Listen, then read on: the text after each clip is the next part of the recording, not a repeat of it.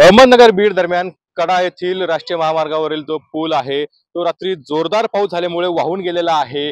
सध्या ह्या पुलाचं युद्ध पातळीवरती दुरुस्त करण्याचं काम सुरू आहे। जो मुख्य रस्ता आहे त्या रस्त्यावरील जो नवीन पुलाचं काम सुरू आहे आणि नवीन पुलाचं काम बऱ्याच दिवसापासून संत गतीने सुरू आहे आणि त्यामुळे एक पर्यायी व्यवस्था म्हणून एक पूल तयार करण्यात आला होता।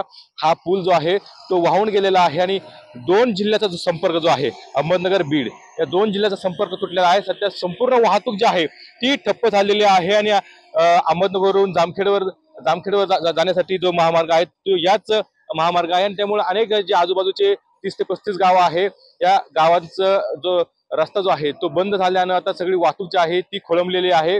त्यामुळे आता पर्यायी व्यवस्था जी आहे ती करावी अशी मागणी जी आहे ती स्थानिक नागरिक करत आहेत। त्यामुळे आता युद्ध पातळीवर ह्या रस्त्याचं काम जे आहे ते सुरू असल्याचं आपल्याला पाहायला मिळतं आहे।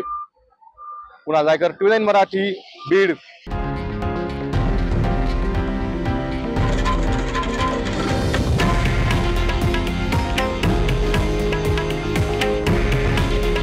हे आहे देशातील नंबर 1 न्यूज नेटवर्क आणि आपण पाहत आहात TV9 मराठी। काळजी तुमची, हित महाराष्ट्राचं।